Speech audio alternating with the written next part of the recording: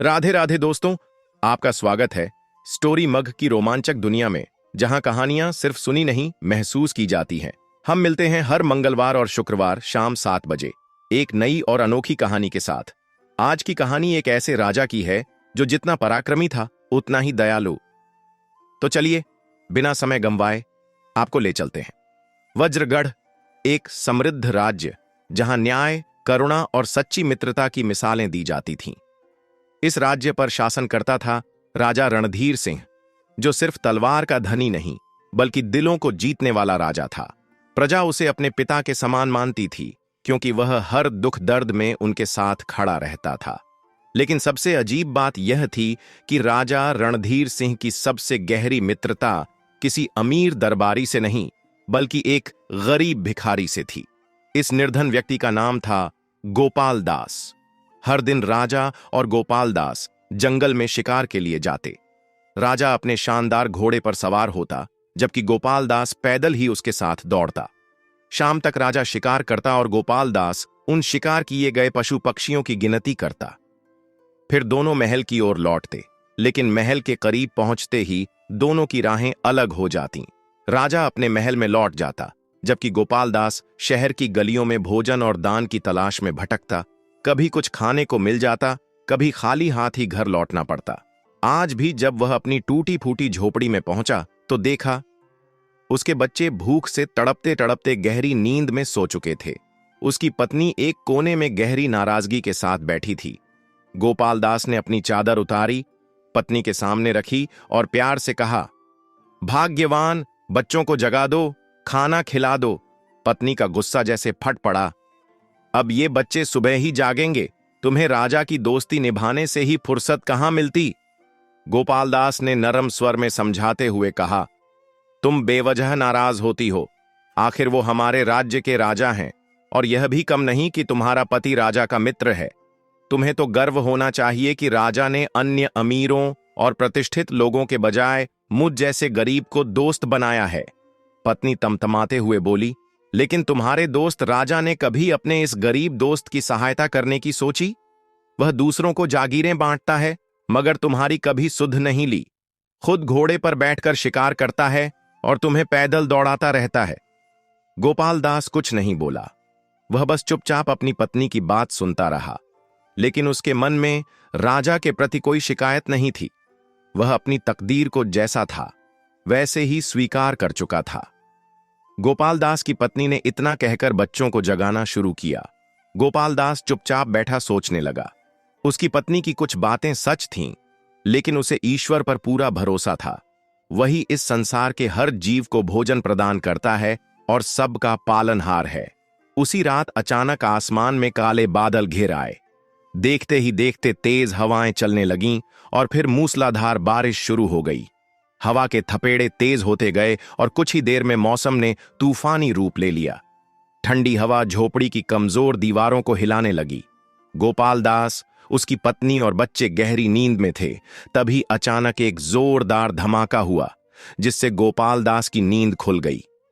उसकी पत्नी और बच्चे भी हड़बड़ाकर उठ बैठे। वह धमाका दरअसल उनकी झोपड़ी की एक दीवार गिरने का था। बाहर तेज आंधी और बारिश का शोर था। पूरी रात बारिश होती रही, जिससे चारों ओर कीचड़ फैल गया। आखिरकार सुबह होते होते बारिश थम गई।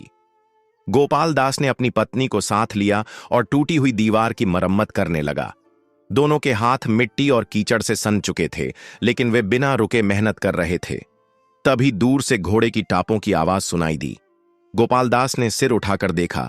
राजा रणधीर सिंह अपने घोड़े पर सवार होकर उसकी झोपड़ी की ओर बढ़ रहे थे। राजा ने पास आकर आवाज दी, गोपाल दास, कहां हो? गोपाल दास ने धीरे से जवाब दिया, यहीं हूं महाराज। राजा घोड़े से नीचे उतरा और मुस्कुराते हुए बोला, चलो दोस्त, शिकार पर चलते हैं।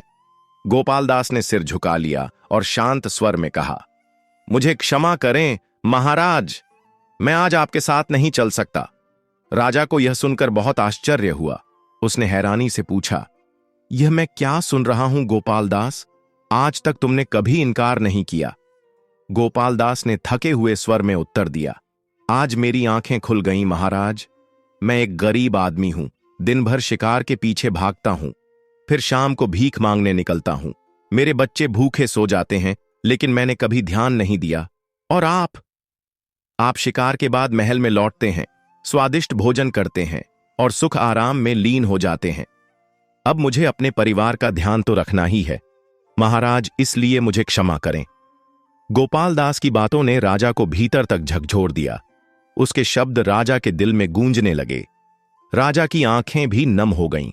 वह घोड़े से उतरकर गोपाल दास के पास आया और उसके कंधे पर हाथ रखा। गोपाल दास, मेरे दोस्त, मैं बहुत शर्मिंदा हूं। मैंने कभी तुम्हारे बारे में इस तरह नहीं सोचा, लेकिन तुमने आज मेरी आंखें खोल दी।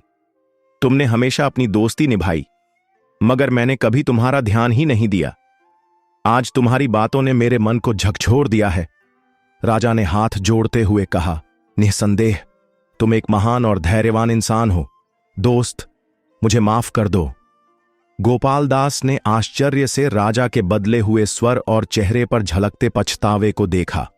उसने तुरंत राजा के हाथ पकड़कर उन्हें अपने माथे से छुआ और नम्रता से बोला, महाराज, महान तो केवल ईश्वर है। मैं तो उसका एक साधारण भक्त हूं। आप मुझे व्यर्थ ही संकोच में डाल रहे हैं। बल्कि क्षमा तो मुझे मांगनी चाहिए कि मैंने आज आपके साथ शिकार पर जाने से इनकार कर दिया। राजा ने भावुक होकर कहा, गोपाल दास, तुम कितने बुद्धिमान और सहनशील व्यक्ति हो। यह कहते हुए राजा ने गोपाल दास को अपने गले से लगा लिया। उनकी यह आत्मीयता देखकर झोपड़ी के भीतर से गोपाल दास की पत्नी भी झांकने लगी। वह दोनों मित्रों को इतने प्रेम और सम्मान के साथ देख मुस्कुरा उठी। राजा ने घोड़े की लगाम खींची और गोपाल दास से कहा, आओ मेरे साथ चलो। फिर राजा ने गोपाल दास को अपने पीछे घोड़े पर बिठाया और महल की ओर चल पड़ा। रास्ते में जो भी देखता वह आश्चर्य से भर उठता। लोग भिखारी गोपाल दास को पहचानते थे। वही व्यक्ति जो रोज भीख मांगता था, आज वह राजा के साथ घोड़े पर सवार होकर राजमहल की ओर जा रहा था। राजा ने महल पहुंचते ही अपने सेवकों को बुलाया और मंत्री को आदेश दिया, गोपाल दास के लिए राजसी पोशाक तैयार कराओ। सेवक गोपाल दास को राजसी वस्त्र पहनाने ले गए। फिर राजा ने अपने एक मंत्री को बुलाकर कहा, जाओ, गोपाल दास की पत्नी और बच्चों को यहां ले आओ।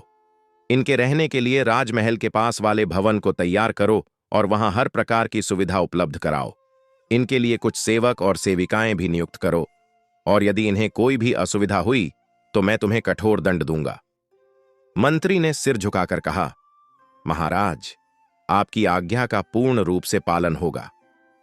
महज 1 घंटे के भीतर ही गोपाल दास और उसके परिवार का जीवन पूरी तरह बदल गया। उसकी पत्नी और बच्चे अब महल के अंदर घूम रहे थे, जहां उनके लिए हर सुविधा उपलब्ध थी। इसके बाद राजा ने गोपाल दास से मुस्कुराकर पूछा, अब तो तुम खुश हो? अब तो तुम्हें अपने परिवार के भरण पोषण की चिंता नहीं करनी पड़ेगी। गोपाल दास ने सिर झुकाकर उत्तर दिया, महाराज, ईश्वर आपको दीर्घायु करे। मैं आपका बहुत आभारी हूं। राजा हंसते हुए बोला, अब बस ये सब बातें छोड़ो और चलो शिकार पर चलते हैं। राजा अपने सिंहासन से उठा और दोनों महल से बाहर आए। द्वार पर 2 घोड़े तैयार खड़े थे। सेवकों ने घोड़ों की लगाम पकड़ रखी थी। राजा और गोपाल दास अलग अलग घोड़े पर सवार हुए और तेजी से महल के बाहर निकल पड़े। जल्द ही वे शहर की सीमाओं को पार कर जंगल की ओर बढ़ने लगे। जंगल की घनी हरियाली में घोड़ों की टापों की आवाज गूंज रही थी। राजा और गोपाल दास ने शिकार शुरू कर दिया। उस दिन उन्होंने कई शिकार किए। हिरण, खरगोश और जंगली पक्षी, हर तरफ शिकार की भरमार थी। समय का पता ही नहीं चला और देखते ही देखते 3-4 घंटे बीत गए। तेज धूप सिर पर थी और अब राजा को प्यास की तलब महसूस होने लगी। उसने अपने माथे से पसीना पोंछा और घोड़े की लगाम खींचते हुए कहा, गोपाल दास, कहीं से पानी ढूंढो, मुझे बहुत प्यास लगी है। गोपाल दास बोला, ठीक है महाराज, मैं अभी पानी का इंतजाम करता हूं, तब तक आप यहीं विश्राम करिए। यह कहकर वह राजा को वहीं छोड़कर जंगल में पानी की तलाश में निकल पड़ा। उसने घोड़े को तेजी से दौड़ाया और इधर उधर नजरें दौड़ाने लगा। काफी देर तक जंगल में भटकने के बाद आखिरकार उसे एक तालाब दिखा। वह तालाब पत्थरों से घिरा हुआ था, जिसके चारों ओर घने पेड़ झुके हुए थे। हवा में एक अजीब सी ठंडक थी। गोपाल दास ने घोड़े से छलांग लगाई और झूकर पानी में हाथ डालकर देखा। पानी ठंडा और साफ था। गोपाल दास को भी बहुत तेज प्यास लगी था और पानी देखकर उसकी भी प्यास बढ़ गई। उसने हाथों की अंजुली में पानी भरा और जैसे ही पीने को झुका, पर एकाएक उसे राजा का ख्याल आ गया। अगर मैं पहले अपनी प्यास बुझा लूं और राजा को प्यासा छोड़ दूं, तो यह मेरी स्वार्थपरता होगी। पहले महाराज को पानी पिलाना चाहिए, उसके बाद ही मैं पीऊंगा। गोपाल दास ने तुरंत पानी पीने का विचार त्याग दिया और उठकर खड़ा हो गया। तभी उसकी नजर तालाब के किनारे बनी एक तस्वीर पर पड़ी। वह ठिठक गया, पत्थर पर उकेरी गई। वह तस्वीर किसी राजकुमारी की लग रही थी। इतनी सुंदर छवि गोपाल दास ने आज तक नहीं देखी थी, न किसी महल में, न किसी राज परिवार में। तस्वीर में बनी लड़की की बड़ी बड़ी आंखें, घने बाल और मोहक मुस्कान उसे सम्मोहित कर रही थीं। गोपाल दास कुछ देर तक तस्वीर को देखता रहा। फिर उसके मन में एक विचार आया। महाराज, अगर इस तस्वीर को देख लेंगे तो वे इस लड़की पर मोहित हो जाएंगे, लेकिन मुझे नहीं पता कि यह कौन है, कहां की राजकुमारी है और यह तस्वीर यहां क्यों बनी हुई है। पहले मैं इस तस्वीर को छुपा देता हूं, फिर राजा साहब को पानी के लिए बुलाऊंगा। उसने तालाब से मिट्टी उठाई, उसमें पानी मिलाकर कीचड़ बनाया और तस्वीर पर इस तरह से पोत दिया कि वह पूरी तरह ढक गई। जब वह आश्वस्त हो गया कि तस्वीर अब दिखाई नहीं दे रही, तो उसने राहत की सांस ली। अब वह तेजी से राजा के पास लौटने के लिए चल पड़ा। जैसे ही गोपाल दास राजा के पास पहुंचा, राजा ने व्याकुल होकर पूछा, गोपाल दास, क्या पानी मिला कहीं? मेरा तो गला सूखकर कांटे जैसा हो गया है। गोपाल दास ने सिर झुकाकर कहा, हां महाराज, मैंने एक तालाब ढूंढ लिया है। यह यहां से कुछ ही दूरी पर है, इसलिए आपको लेने चला आया। राजा ने राहत की सांस ली और दोनों घोड़ों पर सवार होकर तालाब की ओर चल पड़े। कुछ ही देर में वे वहां पहुंच गए। राजा ने जल्दी से उतरकर दोनों हथेलियों से पानी उठाया और पानी पीने लगा। पानी ठंडा और मीठा था। उसके बाद गोपाल दास ने भी अपनी प्यास बुझाई, फिर दोनों घोड़ों को भी पानी पिलाया। राजा ने आंखें बंद करके एक लंबी सांस ली और मुस्कुराकर कहा, गोपाल दास, यह पानी कितना ठंडा और मीठा है और यहां का वातावरण भी बहुत अच्छा है। मेरा मन कर रहा है कि हमें यहां कुछ समय रुककर आराम कर लेना चाहिए। गोपाल दास ने सिर हिलाते हुए कहा, जो आपका आदेश महाराज। तभी राजा की नजर तालाब के किनारे पड़े एक पत्थर पर गई, जिस पर गीली मिट्टी लिपटी हुई थी। राजा ने भौहें चढ़ाते हुए कहा, गोपाल दास, यह कैसा गंदा पत्थर है, इसे साफ करना चाहिए। यह सुनकर गोपाल दास घबरा गया। उसने जल्दी से कहा, महाराज, यह हमें कोई नुकसान तो पहुंचा नहीं रहा। यदि इस पर कीचड़ लगा है तो रहने दीजिए। लेकिन राजा को यह स्वीकार नहीं था। उन्होंने हथेलियों में पानी भरा और पत्थर की ओर उछालने लगे। जैसे जैसे पानी पड़ता गया, उस पर लगी मिट्टी धुलती गई। गोपाल दास घबराकर सब देख रहा था, पर वह राजा को रोक भी नहीं सकता था। कुछ ही पल में मिट्टी पूरी तरह हट गई और जो दृश्य सामने आया, उसे देखकर राजा स्तब्ध रह गया। पत्थर पर बनी एक सुंदर युवती की तस्वीर उभर आई। राजा की आंखें उस छवि पर टिक गईं। ऐसा रूप, ऐसा सौंदर्य उन्होंने अपने जीवन में पहले कभी नहीं देखा था। तस्वीर में बनी राजकुमारी जैसी लड़की के चेहरे पर अद्भुत आकर्षण था।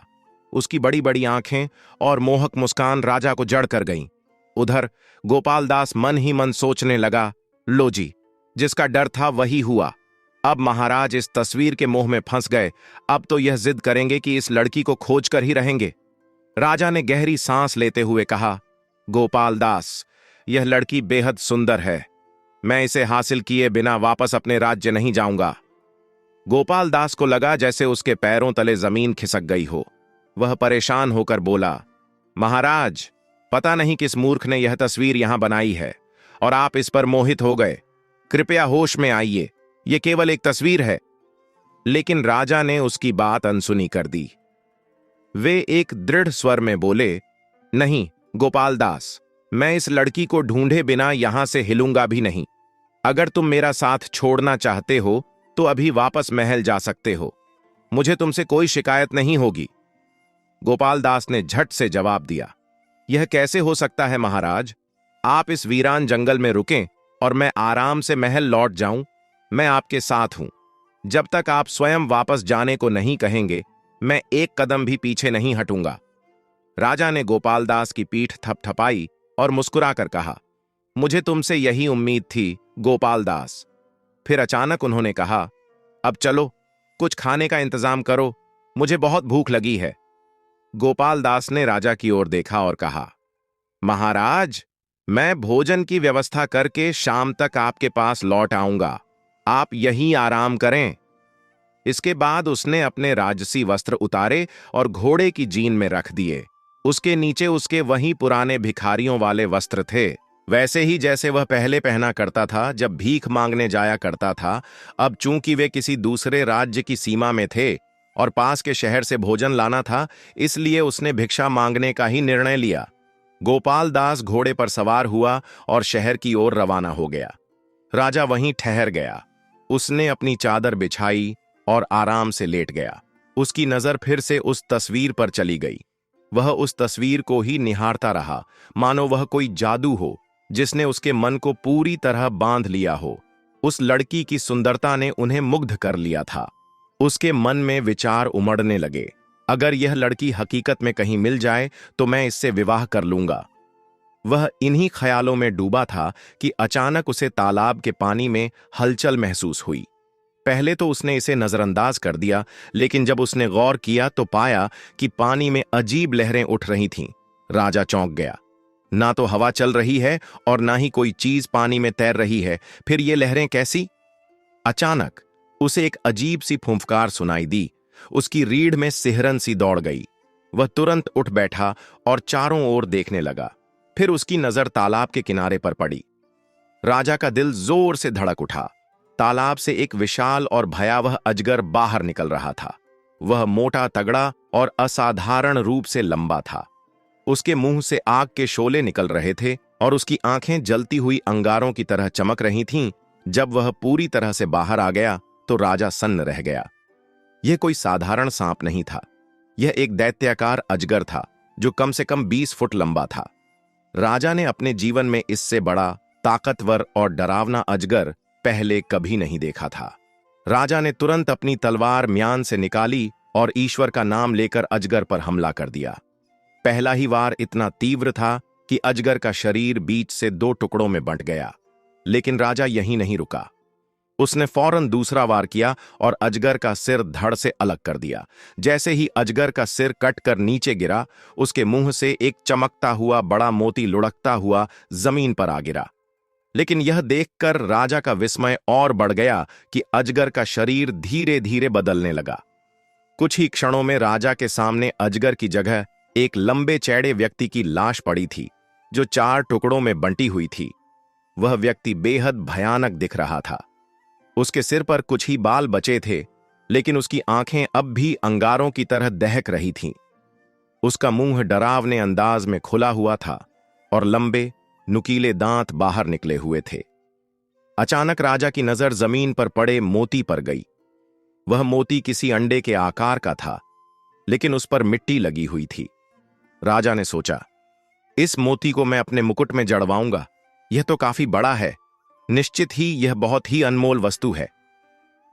यह विचार आते ही वह तालाब के किनारे पहुंचा ताकि मोती को धो सके। लेकिन जैसे ही उसने मोती को पानी में डाला, कुछ ऐसा हुआ जिसकी उसने कल्पना भी नहीं की थी। तालाब का पानी अचानक इधर उधर हटने लगा और पानी के नीचे छिपी हुई पत्थरों की सीढ़ियां प्रकट हो गईं। राजा आश्चर्यचकित रह गया। उसने दोबारा मोती को पानी में डाला और फिर वही घटना घटी। पानी हट गया और सीढ़ियां साफ नजर आने लगीं। अब राजा की जिज्ञासा और भी अधिक बढ़ गई।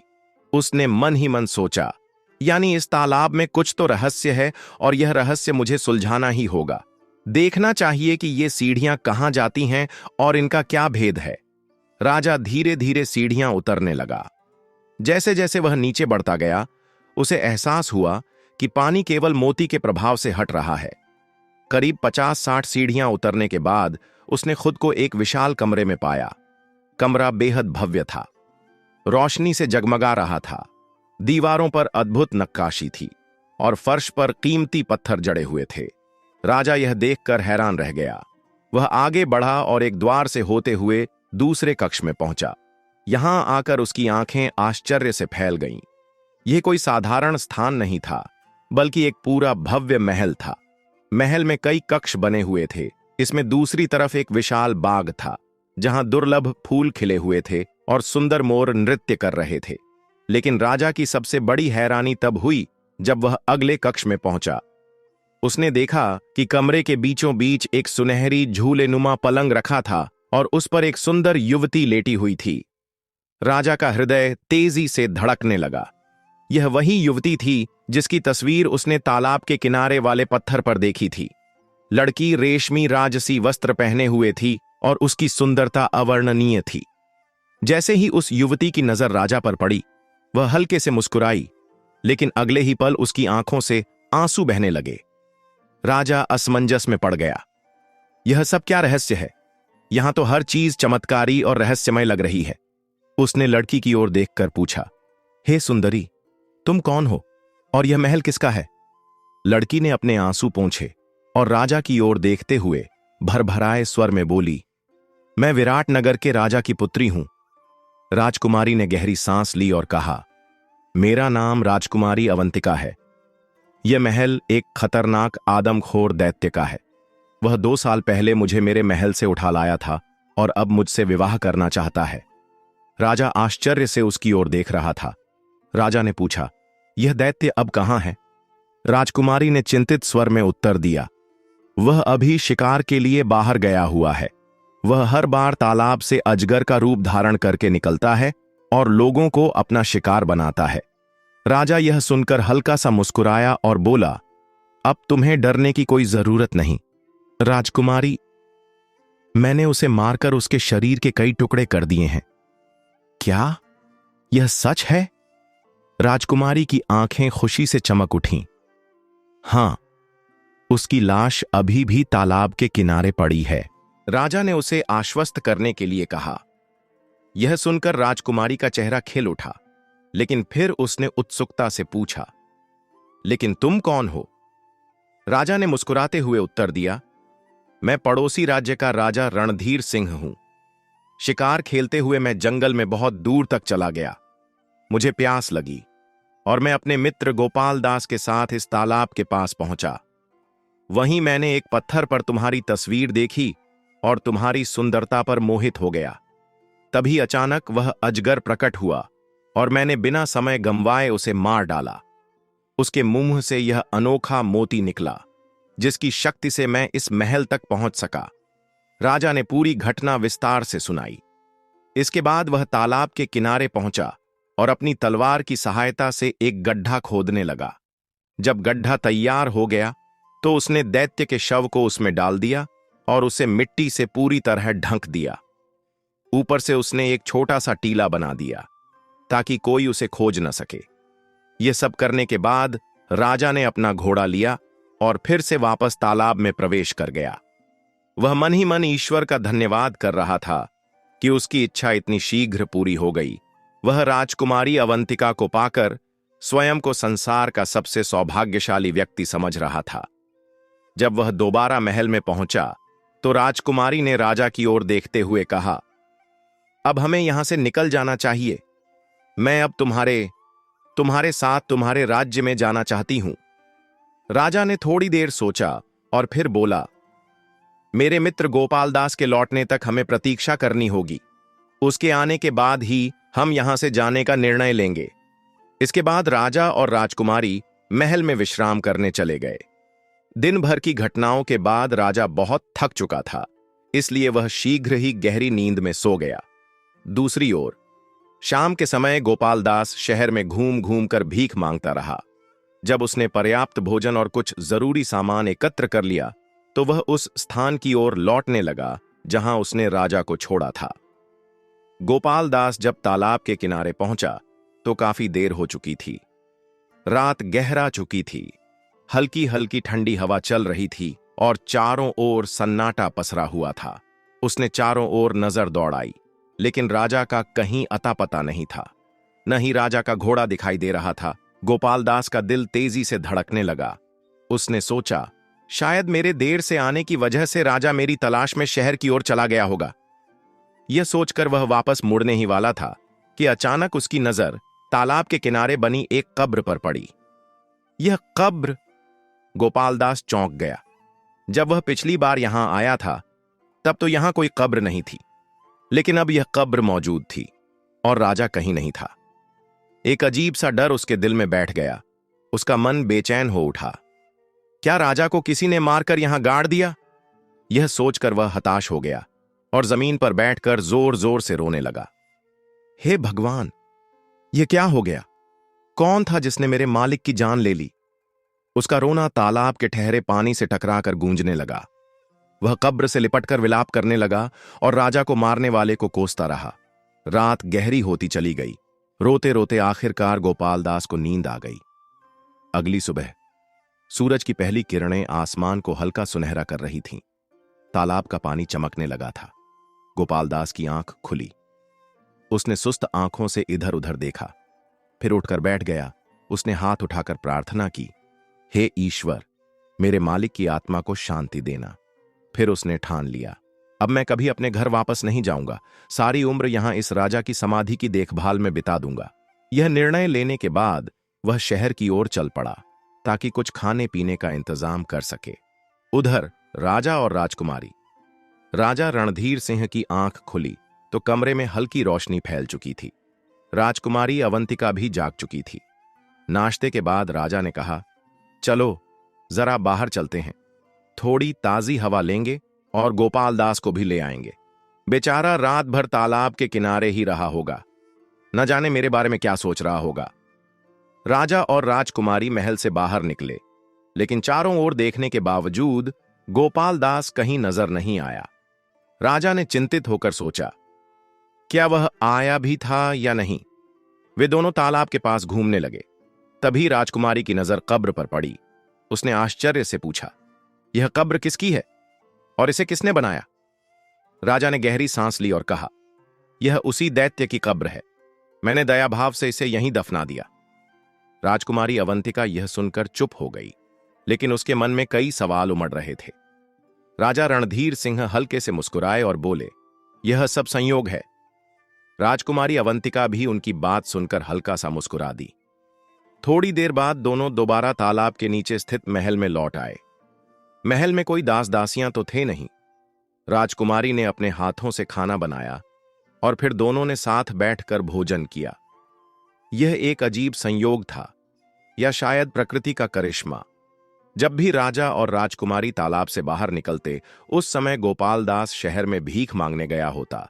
राजा यह समझ रहा था कि शायद गोपालदास उसे ढूंढने में असफल होकर वापस चला गया होगा। बेचारा गोपालदास यह कहां जानता था कि राजा उसी तालाब के नीचे बने भव्य महल में रह रहा है, उस राजकुमारी के साथ जिसकी तस्वीर उसने पहली बार तालाब के किनारे देखी थी। देखते ही देखते पूरा एक हफ्ता बीत गया, लेकिन राजा और गोपालदास की मुलाकात नहीं हुई। जब गोपालदास रात में लौटता, तब तक राजा महल के अंदर जा चुका होता, और जब सुबह राजा बाहर आता, तब तक गोपालदास शहर की ओर निकल चुका होता। एक दिन सुबह का समय था। राजा अभी भी गहरी नींद में था और राजकुमारी अवंतिका नाश्ता तैयार कर चुकी थी। उसने सोचा, राजा के जागने तक थोड़ा बाहर घूम आती हूं। लेकिन बाहर जाने के लिए उसे मोती की जरूरत थी, जो राजा की जेब में था। बिना मोती के वह तालाब से बाहर नहीं निकल सकती थी। उसने धीरे से राजा की जेब से मोती निकाला और सावधानी से तालाब के बाहर आ गई। सुबह की ताजा हवा में हल्की ठंडक थी। राजकुमारी तालाब के किनारे टहल रही थी। अचानक उसकी नजर भेड़ चराने वाले एक गडरिये पर पड़ी। गडरिये ने जैसे ही राजकुमारी को देखा, वह हैरान रह गया। यह युवती यहां क्या कर रही है? कौन है? राजकुमारी भी उसे देखकर घबरा गई। डर के मारे वह तेजी से तालाब की ओर भागी। गडरिये को शक हुआ कि कहीं यह कोई अद्भुत रहस्य तो नहीं। उसने भी तुरंत दौड़ लगा दी। भागते हुए राजकुमारी का एक जूता पीछे छूट गया, लेकिन वह उसे उठाने के लिए नहीं रुकी। वह सीधा तालाब में कूद गई। गडरिया कुछ ही कदम पीछे था। उसने देखा कि राजकुमारी पानी में समा गई, लेकिन तालाब में उसके सिवा और कुछ नहीं दिखा। क्या यह कोई जलपरी थी, या फिर सच में तालाब के नीचे कोई दुनिया बसी है? उसने सोचते हुए तालाब की ओर देखा। तभी उसकी नजर उस चमकते हुए सुनहरे जूते पर पड़ी जो दिन की रोशनी में जगमगा रहा था। गडरिये ने झटपट उसे उठा लिया। जूता सोने की महीन तारों से बुना गया था और इसमें कीमती रत्न जड़े हुए थे। यह साधारण जूता नहीं था। जरूर यह उसी रहस्यमयी राजकुमारी का होगा, उसने मन ही मन सोचा। अगर मैं यह जूता अपने राजा को भेंट करूं तो मुझे अच्छा इनाम जरूर मिलेगा। यह सोचकर उसने अपनी भेड़ों को इकट्ठा किया और जल्दी जल्दी शहर की ओर चल दिया। शहर पहुंचकर गडरिया अपनी भेड़ों को अपने घर के पास छोड़ा और सीधा महल की ओर बढ़ गया। राजा अभी दरबार में नहीं आया था। गडरिये ने अंदर जाने की कोशिश की, लेकिन दरवाजे पर खड़े पहरेदारों ने उसे रोक दिया। रुको, राजा अभी नहीं आए हैं, पहरेदारों ने सख्ती से कहा। गडरिया वहीं दरवाजे के पास खड़ा हो गया। उसने सोचा, जैसे ही राजा आएगा मैं यह जूती उन्हें दूंगा। उसकी आंखों में इनाम पाने की उम्मीद चमक रही थी। करीब 1 घंटे बाद राजा और उसका मंत्री वहां आ पहुंचे। जैसे ही राजा अपने घोड़े से उतरा, गडरिया तेजी से उसकी ओर बढ़ा और झुककर प्रणाम किया। राजा ने गडरिये को देखते हुए पूछा, क्या बात है युवक? गडरिया सिर झुकाकर बोला, महाराज, मैं एक बहुत ही अनोखी चीज आपके सामने प्रस्तुत करने आया हूं। राजा ने थोड़ा अचरज से उसकी ओर देखा। क्या चीज? गडरिये ने जेब से चमचमाता सुनहरा जूता निकाला और राजा के सामने रख दिया। जूते पर बारीक नक्काशी थी, कीमती रत्न जड़े थे और यह किसी राजघराने की वस्तु लग रही थी। जैसे ही राजा की नजर जूते पर पड़ी, वह आश्चर्य से उसे देखने लगा। उसने झुककर जूता उठाया और ध्यान से परखा। यह तो बहुत ही सुंदर और अनमोल जूता है, तुम्हें यह कहां से मिला? राजा अब मुस्कुराकर पूछने लगा। गडरिया बोला, महाराज, मैंने इसे जंगल के पास तालाब के किनारे पाया। इसके बाद उसने पूरी कहानी राजा को सुनाई। कैसे उसने तालाब के पास एक राजकुमारी को देखा, कैसे वह घबराकर भागी और उसका एक जूता वहीं गिर गया। राजा कुछ देर तक सोचता रहा, फिर अपने मंत्री की ओर मुड़कर बोला, मंत्री जी, आपका क्या विचार है? मंत्री ने जूते को ध्यान से देखते हुए कहा, महाराज, यह जूता साधारण नहीं है। यह निश्चित रूप से किसी अनोखी जगह से आया है, शायद किसी परिलोक से। राजा ने जोश से कहा, मंत्री जी, हमें तुरंत इस राजकुमारी को ढूंढने का प्रयास करना चाहिए। यह जूता उसी की निशानी है और अगर वह मिल जाए तो हमें उसकी असली पहचान का भी पता चल सकता है। मंत्री ने सिर झुकाकर उत्तर दिया, जैसा आप आदेश दें महाराज। राजा ने गडरिये की ओर देखा और कहा, तुम्हें तुम्हारी मेहनत का इनाम मिलेगा। गडरिया मन ही मन प्रसन्न हुआ और भगवान का धन्यवाद करने लगा। इसके बाद राजा ने मंत्री से कहा, मुझे अब इस राजकुमारी को पाने की इच्छा हो रही है। इस खोज में देर नहीं होनी चाहिए। तुम्हें केवल 1 हफ्ते का समय दिया जाता है। इस दौरान किसी भी तरह से उस राजकुमारी को ढूंढकर महल में लाया जाए। मंत्री ने सिर झुकाकर कहा, जैसा आपका आदेश महाराज। अब राजा के मन में केवल एक ही बात थी, वह राजकुमारी कौन थी और वह तालाब के नीचे कैसे रह रही थी। जैसा आपका आदेश महाराज, मैं आज ही से इस काम में जुट जाता हूं, मंत्री ने सिर झुकाकर आदरपूर्वक कहा। राजा दरबार के भीतर चला गया और मंत्री भी अपने महल की ओर रवाना हो गया। महल पहुंचकर वह गहरी सोच में डूब गया। अब क्या किया जाए? राजकुमारी को उस तालाब से बाहर कैसे निकाला जाए? गडरिया के अनुसार तालाब पानी से भरा था, लेकिन फिर भी राजकुमारी अचानक उसमें समा गई थी। मंत्री बेचैनी से इधर उधर टहलने लगा। वह हल निकालने की कोशिश कर रहा था, लेकिन कोई रास्ता सूझ नहीं रहा था। तभी अचानक उसके चेहरे पर एक चमक आई, जैसे किसी ने उसे कोई बड़ा रहस्य बता दिया हो। हाँ, यही उपाय हो सकता है। वह एकदम से खड़ा हो गया। उसे एक जबरदस्त तरकीब सूझ गई थी। उसे उन 4 धूर्त और चालाक स्त्रियों की याद आई, जिनकी अजीबोगरीब युक्तियों की चर्चा पूरे नगर में थी। वे अपनी चालाकी और मायावी तरीकों के लिए मशहूर थीं। अगर कोई इस राजकुमारी की रहस्यमयी गुत्थी सुलझा सकता था, तो वे ही थीं। मंत्री ने जोर से ताली बजाई। तुरंत एक सेवक भीतर आया और सिर झुकाकर बोला, आदेश दीजिए स्वामी। दरोगा को बुलाओ, अभी, मंत्री ने तेज आवाज में कहा। सेवक तुरंत बाहर भागा। कुछ ही देर में दरोगा हाथ जोड़कर मंत्री के सामने खड़ा था। जाओ, नगर में घूम रही उन 4 चतुर स्त्री को मेरे सामने पेश करो, जिनकी होशियारी की चर्चा चारों ओर हो रही है। मंत्री ने आदेश दिया। जो आदेश स्वामी। दरोगा ने सिर झुकाया और फौरन बाहर निकल गया। करीब आधे घंटे बाद दरोगा लौट आया। महाराज, वे चारों स्त्रियां आ चुकी हैं। मंत्री ने सिर हिलाया और कहा, उन्हें अंदर लाओ। दरोगा ने ताली बजाई। कुछ ही पल बाद 2 सैनिक हट्टी कट्टी लेकिन उम्रदराज 4 स्त्रियों को लेकर भीतर आए। उन्हें मंत्री के सामने खड़ा कर दिया और फिर बाहर चले गए। मंत्री ने उनकी ओर गहरी नजर डाली। चारों के चेहरे और आंखों में चालाकी और चतुराई साफ झलक रही थी। वे भले ही बुजुर्ग थीं, लेकिन उनके हाव भाव से साफ था कि वे अनुभव में किसी से कम नहीं थीं। अब देखना यह था कि क्या ये स्त्रियां उस रहस्यमयी तालाब और राजकुमारी के गूढ़ रहस्य को उजागर कर पाएंगी। मंत्री ने चारों स्त्रियों का ध्यानपूर्वक देखते हुए पहली स्त्री की ओर इशारा करते हुए पूछा, तुम्हारा नाम क्या है और तुम क्या कर सकती हो? पहली स्त्री ने उत्तर दिया, मेरा नाम गुलाबो है। मैं बिगड़े हुए कामों को संवारने में निपुण हूं। मंत्री ने सिर हिलाया और दूसरी स्त्री की ओर देखा। तुम बताओ। दूसरी स्त्री ने उत्तर दिया, मेरा नाम सूरजमुखी है। मैं बिछड़े हुए लोगों को मिलाने में माहिर हूं। अब मंत्री की नजर तीसरी स्त्री पर पड़ी। और तुम? तीसरी स्त्री ने मुस्कुराते हुए कहा, मेरा नाम सितारा है। मैं मक्खन में से इस तरह बाल निकाल सकती हूं कि मक्खन खराब ना हो। अंत में मंत्री ने चौथी और सबसे बुजुर्ग स्त्री की ओर देखा। उसके चेहरे पर गहरी झुर्रियां थीं, लेकिन आंखों में चालाकी की चमक थी। तुम्हारा नाम क्या है? बूढ़ी स्त्री ने धीमी लेकिन गंभीर आवाज में कहा, मेरा नाम अंगूरी देवी है। मैं आसमान से टुकड़ा काट सकती हूं और उसे दोबारा इस तरह जोड़ सकती हूं कि कोई पहचान भी न पाएगा। मंत्री ने कुछ क्षण सोचा, फिर मुस्कुराते हुए कहा, बस तुम मेरे काम की हो, बाकी तीनों जा सकती हैं।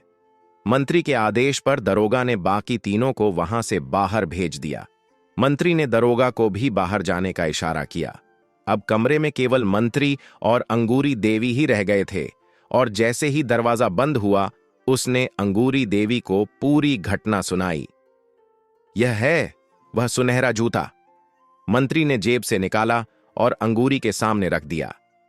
अगर तुम इस राजकुमारी को हासिल करने में सफल हुई तो तुम्हें ढेरों सोना चांदी और बहुमूल्य इनाम दिए जाएंगे, लेकिन अगर असफल रहीं तो मौत भी निश्चित है। अंगूरी ने जूते को गौर से देखा, फिर आत्मविश्वास से कहा, मुझे यह शर्त मंजूर है। मैं निश्चित रूप से इस काम को पूरा करूंगी। मंत्री ने सिर हिलाया। ठीक है, मैं चरवाहे को तुम्हारे साथ भेजता हूं। वह तुम्हें उस तालाब तक ले जाएगा जहां यह रहस्यमयी घटना घटी थी। तभी अंगूरी ने एक और अनुरोध किया, मुझे कुछ सिपाहियों की भी आवश्यकता होगी। आपको उन्हें तीसरे दिन तालाब के चारों ओर छुपा देना होगा। जैसे ही मैं तेज चीख मारूं, वे तुरंत मेरे पास पहुंचे और मेरे आदेश का पालन करें। मंत्री ने गंभीरता से उसकी बात सुनी और फिर कहा, ठीक है, इसका इंतजाम कर दिया जाएगा। मंत्री ने मुस्कुराते हुए कहा, ठीक है, अब तुम इस चरवाहे को साथ ले जाओ। अंगूरी ने कहा, ठीक है, मैं अभी रवाना होना चाहती हूं। चरवाहा अब तक महल में ही मौजूद था। मंत्री ने उसे बुलवाया और अंगूरी के साथ जाने का आदेश दिया। महल से निकलने के बाद अंगूरी सबसे पहले अपने घर पहुंची। वहां उसने अपने वेश को पूरी तरह बदल लिया। उसने सर पर चोंगा पहना, गले में मोटी मोटी मनकों की माला डाली और हाथ में एक लंबी छड़ी पकड़ ली। अब वह पूरी तरह एक बुजुर्ग साध्वी जैसी दिख रही थी। इसके बाद वह चरवाहे के साथ आगे बढ़ चली। दोपहर ढलने लगी थी। वे लगभग आधे घंटे तक चलते रहे और फिर जंगल में उस रहस्यमयी तालाब तक पहुंच गए। उन्होंने देखा कि तालाब के किनारे एक समाधि बनी हुई है। अंगूरी के शातिर दिमाग ने तुरंत काम करना शुरू कर दिया। उसने सोचा कि यह समाधि उसके लिए फायदेमंद साबित हो सकती है। कुछ देर सोचने के बाद उसने चरवाहे को वापस भेज दिया। अब वह अकेली थी। अंगूरी ने समाधि के पास एक चादर बिछाई और उस पर बैठ गई। उसने अपने हाथ में मोटे मनकों वाली माला पकड़ ली और धीरे धीरे उसके दाने फेरने लगी, लेकिन उसकी आंखें हर तरफ नजर रखे हुए थीं। अब वह एक तपस्वी की तरह ध्यानमग्न दिख रही थी। राजा रणधीर सिंह और राजकुमारी अवंतिका अब भी तालाब के भीतर मौजूद थे। अवंतिका बार बार राजा से कह रही थी, हमें अब लौट महल की लौट जाना चाहिए। लेकिन राजा इस बात को टाल जाता, अभी नहीं, मैं गोपाल दास का इंतजार कर रहा हूं। उसे पूरा यकीन था कि गोपाल दास अपने शहर वापस नहीं गया होगा। एक ना एक दिन वे जरूर मिलेंगे। दोपहर के भोजन के बाद राजा ने अवंतिका से कहा, राजकुमारी, अब चलो, बाहर की सैर कर आते हैं और यह भी देख लेंगे कि गोपाल दास आया है या नहीं। हालांकि उसका जाने का मन नहीं था, पर राजकुमारी मना नहीं कर पाई।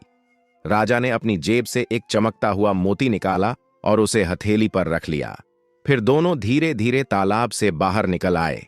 तालाब से बाहर आते ही उनकी नजर एक बुजुर्ग स्त्री पर पड़ी जो समाधि के पास बैठी हुई थी। वह आंखें बंद करके तपस्या में लीन थी और माला फेर रही थी और धीरे धीरे कुछ बुदबुदा रही थी। राजा और राजकुमारी दोनों एक पल के लिए रुके। राजा ने धीमी आवाज में कहा, यह कौन हो सकती है?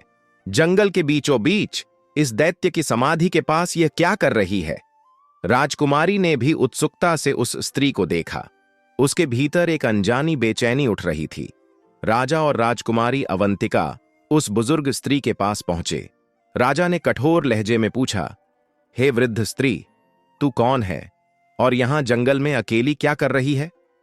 अंगूरी ने सिर झुकाया और विनम्र स्वर में कहा, बेटे, मैंने 7 तीर्थ स्थलों की यात्राएं की हैं। अब जीवन के शेष दिन ईश्वर की भक्ति में बिताने के लिए इस जंगल में आ गई हूं। राजा ने गौर से उसकी ओर देखा और फिर पूछा, क्या तूने यहां किसी साधु संत को देखा है? नहीं बेटे, मैं तो अभी कुछ ही समय पहले यहां आई हूं। लेकिन तुम दोनों इस तालाब में कैसे रह रहे हो? इसमें तो पानी भरा हुआ है। अंगूरी ने बड़ी चतुराई से सवाल किया। राजकुमारी अवंतिका ने सहजता से उत्तर दिया, इस तालाब के नीचे हमारा महल और हम वहीं रहते हैं। अंगूरी ने दयनीय स्वर में कहा, बेटा, मुझे भी अपने साथ रख लो। मैं तुम दोनों के लिए भोजन बना दूंगी, कपड़े धो दूंगी। बस तुम मुझे 2 समय का भोजन दे दिया करना। राजा को उसकी बात पसंद नहीं आई। उसने तुरंत कहा, नहीं, हमें किसी की जरूरत नहीं है। लेकिन राजकुमारी अवंतिका को उस बुजुर्ग स्त्री पर दया आ गई। उसने राजा की ओर देखा और कहा, राजा साहब, हमें एक दासी की बहुत जरूरत है। अगर हम इसे अपने साथ रख लें तो पुण्य का काम होगा, वरना यह बेचारी अकेली यहां भूख से मर जाएगी। राजा ने गहरी सांस ली और कहा, जैसी तुम्हारी इच्छा। राजकुमारी अवंतिका ने मुस्कुराकर अंगूरी से कहा, ठीक है, अब तुम हमारे साथ रहोगी। अंगूरी ने झूठी कृतज्ञता जताते हुए कहा, ईश्वर तुम दोनों को सदा खुश रखे बेटा। तुमने मुझ पर बहुत बड़ा उपकार किया है, ईश्वर इसका फल अवश्य देगा। अब अंगूरी भी उनके साथ तालाब के नीचे बने महल में रहने लगी। राजा, अंगूरी और राजकुमारी अवंतिका कभी कभी तालाब से बाहर जाते और कुछ देर गोपाल दास का इंतजार करके वापस लौट जाते। लेकिन राजा अंदर से बहुत व्याकुल था। उसे समझ नहीं आ रहा था कि गोपाल दास आखिर गया कहां। एक दिन उसने ठान लिया कि वह खुद अकेले ही गोपाल दास को खोजने निकलेगा। अगली सुबह राजा अपने घोड़े पर सवार हुआ और तालाब के महल से बाहर निकलकर पास के नगर की ओर चल दिया। नगर पहुंचते ही राजा बाजार की गलियों में घूमने लगा। वह हर गरीब, हर भिखारी को ध्यान से देखा था, लेकिन उसे गोपाल दास कहीं नजर नहीं आया। राजा ने पूरा शहर छान मारा, हर सड़क, हर चौराहा, हर कोना, लेकिन गोपाल दास का कोई सुराग नहीं मिला। थकान के कारण राजा का हाल बुरा हो गया था। भूख भी तेज लगने लगी थी। उसने वहीं एक दुकान पर बैठकर भोजन किया और थोड़ी देर आराम किया। अब दोपहर हो चुकी थी। निराश होकर राजा ने वापस जंगल की ओर जाने का फैसला किया। इधर महल में अंगूरी को रहते हुए 3 दिन हो चुके थे। उसकी योजना के मुताबिक उसे आज ही राजकुमारी अवंतिका को यहां से ले जाना था। लेकिन आज फिर राजा सुबह सुबह ही गोपाल दास की तलाश में चला गया था। महल में केवल राजकुमारी अवंतिका और अंगूरी मौजूद थीं। वे दोनों आपस में बातें कर रही थीं। दोपहर का समय हो गया था और राजा के लौटने का भी यही समय था। राजकुमारी अवंतिका ने अंगूरी से कहा, चलो भोजन की तैयारी कर लो, राजा साहब आते ही खाना मांगेंगे। अंगूरी ने झट से आदेश का पालन किया, लेकिन उसके मन में कुछ और ही चल रहा था। वह मन ही मन बुदबुदाई, आज यह राजकुमारी मेरे हाथ का बना हुआ आखिरी खाना खा रही है। इसके बाद इसे किसी और राजा के महल में रोटी खानी पड़ेगी। कुछ देर बाद राजा लौट आया। उसने घोड़ा अंगूरी के हवाले किया और सीधा राजकुमारी अवंतिका के पास चला गया। राजकुमारी ने राजा की आंखों में झांका और तुरंत समझ गई। आज भी उसे गोपाल दास का कोई सुराग नहीं मिला था। राजा को गोपाल दास का कहीं भी सुराग नहीं मिला, जिससे वह बहुत परेशान था। भोजन करने के बाद उसने ज्यादा बातें नहीं की और सीधा अपने कक्ष में जाकर सो गया। इधर राजकुमारी अवंतिका अंगूरी के पास बैठ गई। अंगूरी को अब अपना मौका नजर आ रहा था। उसने मीठी आवाज में कहा, बेटी, आज मेरा मन बहुत घबरा रहा है। चलो थोड़ा बाहर घूम आते हैं, इससे मन हल्का हो जाएगा। राजकुमारी अवंतिका को भी यह सुझाव अच्छा लगा। उसने मुस्कुराते हुए कहा, ठीक है अंगूरी, मैं तो तैयार हूं। राजकुमारी उठी और राजा के कक्ष में जाकर उसकी जेब से वह मोती निकाल लाई, जिससे तालाब से बाहर निकला जा सकता था। फिर दोनों तालाब से बाहर जाने वाले रास्ते की ओर बढ़ीं। जैसे ही वे बाहर निकलीं, अंगूरी ने बड़ी मासूमियत से कहा, बेटी, मुझे भी वह मोती देखने दो। मैं देखना चाहती हूं कि इससे बाहर निकलने का तरीका क्या है। राजकुमारी अवंतिका को कोई शक नहीं हुआ। उसने बिना किसी हिचकिचाहट के मोती अंगूरी को दे दिया। अब वे दोनों जंगल में घूम रही थीं। तभी अचानक अंगूरी ने जोर से चीख मारी। राजकुमारी ने चौंक कर उसकी ओर देखा। अंगूरी, क्या हुआ तुम्हें? लेकिन इससे पहले कि वह कुछ समझ पाती, उसने देखा कि वहां 4 सैनिक तलवारें लिए उनकी ओर बढ़ रहे थे। राजकुमारी अवंतिका के मुंह से घबराई हुई चीख निकली। वह तेजी से तालाब की ओर भागी, लेकिन अंगूरी ने झट से उसे पकड़ लिया।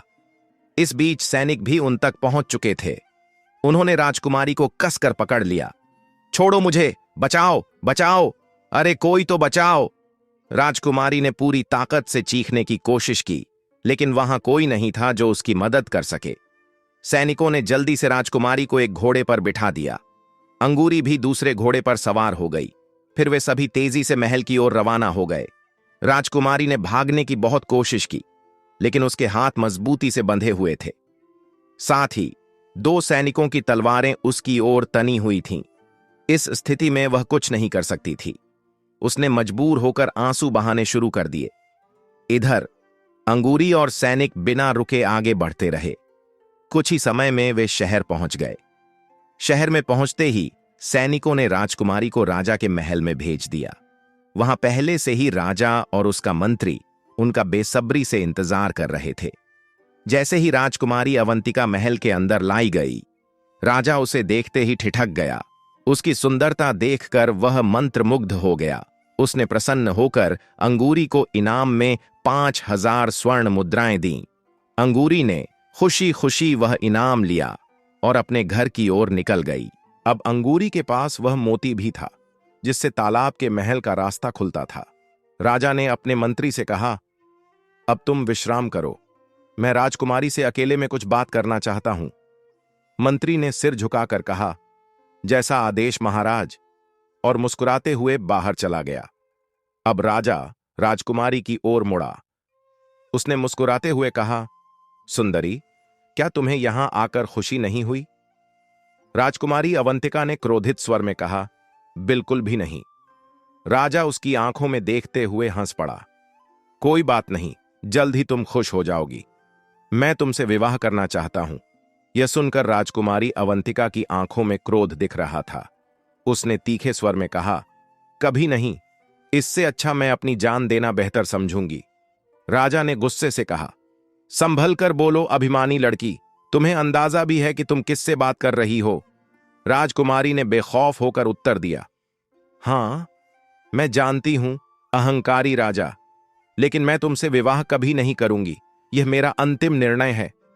राजा ने कुछ क्षण सोचा, फिर गंभीर स्वर में पूछा, क्या तुम पहले से विवाहित हो? राजकुमारी ने उसकी आंखों में देखते हुए कहा, हां, मैं पड़ोसी राज्य के राजा की पत्नी हूं। वह शीघ्र ही मुझे मुक्त कराने के लिए यहां आएगा, और तुम्हें भी पता है कि उसकी सेना कितनी शक्तिशाली और युद्ध कुशल है। राजा को पहली बार चिंता हुई, लेकिन उसने संयम रखा। कुछ सोचकर उसने कहा, ठीक है, मैं एक शर्त पर विवाह का निर्णय 1 महीने के लिए टाल सकता हूं। राजकुमारी ने पूछा। कौन सी शर्त?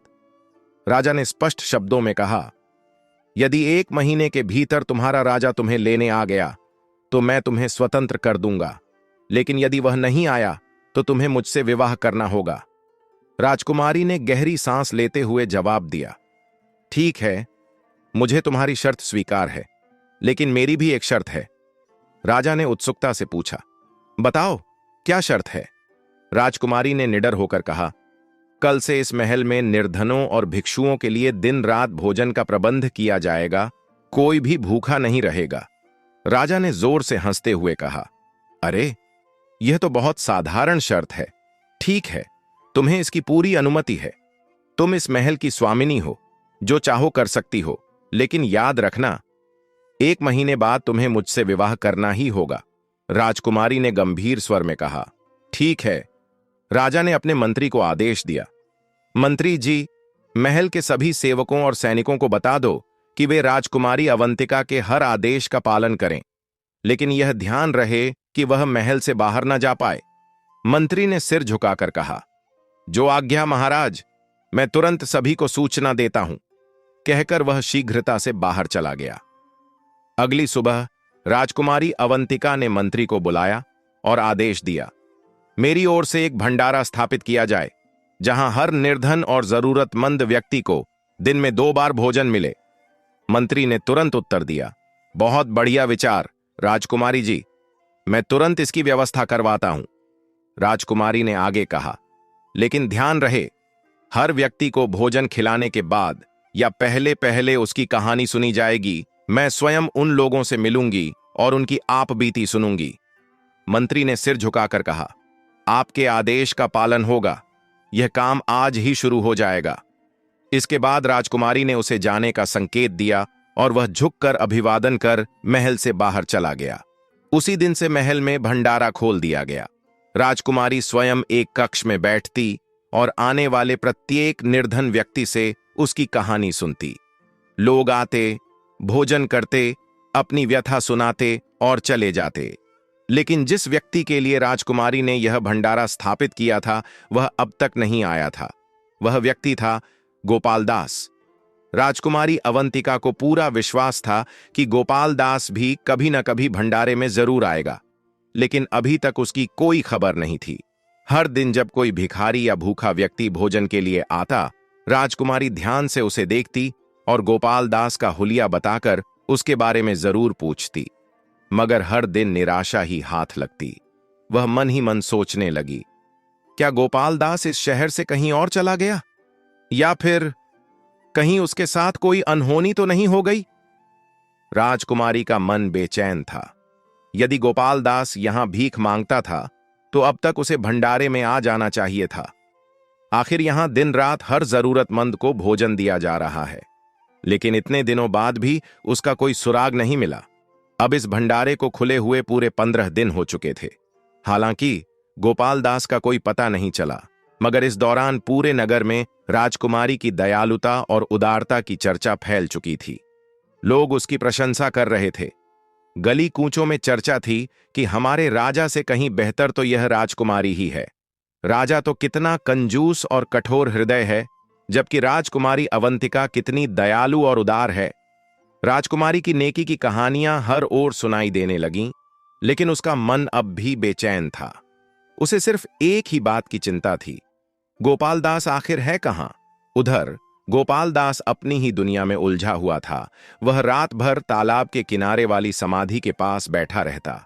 उसके दिल को विश्वास था कि यह उसके पुराने मित्र राजा रणधीर सिंह की समाधि ही है।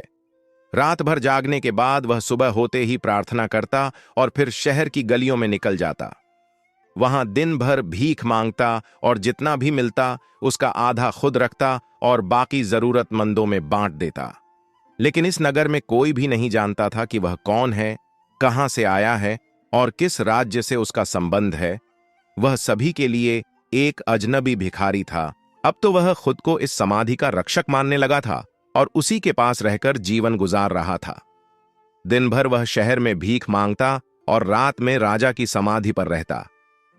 एक दिन जब गोपाल दास शहर की गलियों में भीख मांगने निकला तो उसकी नजर एक बड़े और आलीशान घर पर पड़ी। यह घर किसी अमीर आदमी का लग रहा था। उसने दरवाजे पर जाकर आवाज लगाई, कोई है जो भगवान के नाम पर कुछ दान दे दे। उसकी आवाज सुनकर मकान के भीतर से एक मोटा आदमी बाहर निकला। उसकी पोशाक देखकर ही समझ आ रहा था कि वह कोई बहुत धनी व्यक्ति है। उसने बाहर आते ही गोपाल दास को घूरते हुए कहा, जाओ बाबा, माफ करो, जब राजमहल में राजकुमारी अवंतिका ने भंडारा लगा रखा है तो फिर इधर उधर क्यों मांग रहे हो? जाओ जाओ, वहां तो दिन रात भोजन मिलता है। गोपाल दास अचानक चौंक गया। राजकुमारी अवंतिका, यह नाम तो मैंने पहले कभी नहीं सुना था। उसके मन में सवाल उठा, क्या यह वही राजकुमारी हो सकती है जिसके लिए राजा ने 1 महीना इंतजार करने का वादा किया था? उस अमीर आदमी ने गोपाल दास को घूरते हुए दरवाजे को भीतर से जोर से बंद कर लिया। गोपाल दास कुछ पल वहीं खड़ा रहा, लेकिन उसने कोई प्रतिक्रिया नहीं दी और चुपचाप आगे बढ़ गया। वह राजमहल के भंडारे में नहीं जाना चाहता था। उसे अपने आत्मसम्मान का ध्यान था और फिर उसे यह भी लगा कि यदि वह वहां गया तो लोग उसे एक साधारण भिखारी समझने लगेंगे। नहीं, मुझे अपनी रोटी खुद कमानी चाहिए, उसने मन ही मन सोचा। अब शाम होने वाली थी। उसे जल्द ही जंगल लौटना था और उससे पहले बाकी बची हुई रोटियां दूसरे फकीरों और जरूरतमंदों में बांटनी थीं। उसने वही किया और फिर जंगल की ओर लौट पड़ा। अगले दिन जब वह दोबारा शहर जाने के लिए जंगल के रास्ते पर बढ़ रहा था तो अचानक उसकी नजर एक चींटी के बिल पर पड़ी। वहां पानी भरता जा रहा था और अगर ऐसा ही चलता रहा तो जल्द ही उन नन्ही चींटियों का घर उजड़ जाएगा। गोपाल दास को उन छोटे जीवों पर दया आ गई। उसने सोचा, बेचारी, ये तो पानी में डूबकर मर जाएंगी। वह तुरंत आगे बढ़ा, मिट्टी उठाकर उस पानी के प्रवाह को रोकने में लग गया। कुछ ही देर में पानी का रुख बदल गया और चींटियों का घर सुरक्षित हो गया। गोपाल दास ने राहत की सांस ली और जैसे ही वह जाने के लिए मुड़ा, उसे कुछ हलचल सी महसूस हुई। उस बिल से 2 बड़ी चींटियां बाहर निकलीं। ये साधारण चींटियां नहीं थीं। इनमें से एक लगभग 2-3 इंच लंबी थी और उसका रंग सुनहरे तांबे जैसा चमक रहा था। गोपाल दास हैरानी से उन्हें देख रहा था और तभी बड़ी चींटी बोल पड़ी, हे दयालु मनुष्य, मैं चींटियों का राजा हूं। तुमने हमारे घर को बचाकर हम पर बहुत बड़ा उपकार किया है। हम इसे कभी नहीं भूलेंगे। मैं अपनी पूरी प्रजा की ओर से तुम्हारा आभार व्यक्त करता हूं। गोपाल दास पहले तो आश्चर्य में पड़ गया कि एक चींटी उससे इंसानों की तरह बात कर रही है, लेकिन फिर उसने मुस्कुराकर कहा, अरे, इसमें उपकार की कौन सी बात है? यह तो मेरा कर्तव्य था। फिर भी हम तुम्हारा एहसान मानते हैं, चींटियों के राजा ने कहा। इसके बाद उसने अपनी छोटी छोटी मूंछों से कुछ बाल तोड़कर गोपाल दास की ओर बढ़ा दिए और बोला, हे मनुष्य, अगर कभी हमें बुलाने की जरूरत पड़े तो इन बालों में से किसी एक को आग की गर्मी में थोड़ा सा सेंक देना। हम तुरंत तुम्हारी सहायता के लिए आ जाएंगे। गोपाल दास ने मुस्कुराते हुए वह बाल ले लिए और बोला, बहुत बहुत धन्यवाद मित्र, लेकिन मुझे अब जाना होगा। गोपाल दास जंगल से शहर की ओर बढ़ा और जैसे ही उसने नगर की सीमा में कदम रखा, उसकी नजर एक बिल्ली पर पड़ी। वह चूहों के बिल के पास छुपी बैठी थी, पूरी तरह से घात लगाए हुए। जैसे ही कोई बेचारा चूहा अपने बिल से बाहर निकलता, वह झपट्टा मारती और पलक झपकते ही उसे निगल जाती। गोपाल दास को यह देखकर उन मासूम चूहों पर दया आ गई। यह तो अन्याय है, यह बिल्ली सब चूहों को खा जाएगी। उसके भीतर करुणा जाग उठी और साथ ही गुस्सा भी। बिना देर किए वह तेजी से आगे बढ़ा और अपनी पतली छड़ी से बिल्ली की कमर पर हल्का सा प्रहार किया। म्याऊं! बिल्ली अचानक चीखती हुई उछली और डरकर वहां से भाग निकली। उसने मुड़कर भी नहीं देखा। गोपाल दास ने राहत की सांस ली और चूहों की ओर देखा। अब वे सुरक्षित थे। गोपाल दास के छड़ी मारते ही बिल्ली चीखती हुई वहां से भाग गई। चूहों के बिल के अंदर से एक छोटा सा चूहा यह सब देख रहा था। जब उसने देखा कि बिल्ली अब वापस नहीं आएगी तो वह खुशी से उछलता हुआ अंदर चला गया। कुछ ही पलों बाद वह फिर बाहर निकला, लेकिन इस बार वह अकेला नहीं था।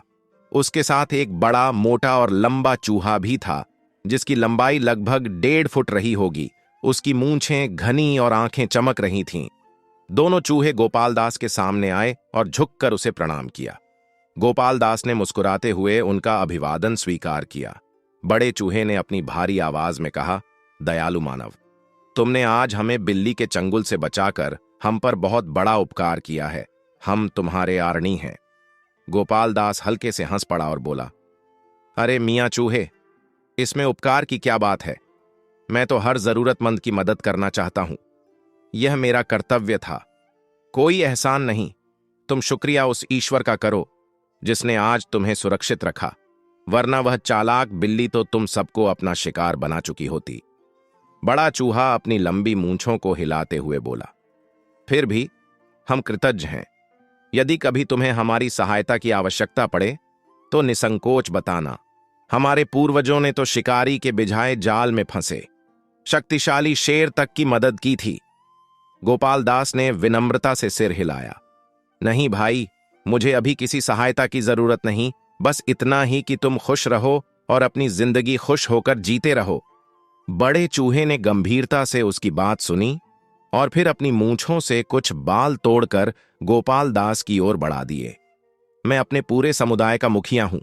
ये बाल तुम्हें दे रहा हूं।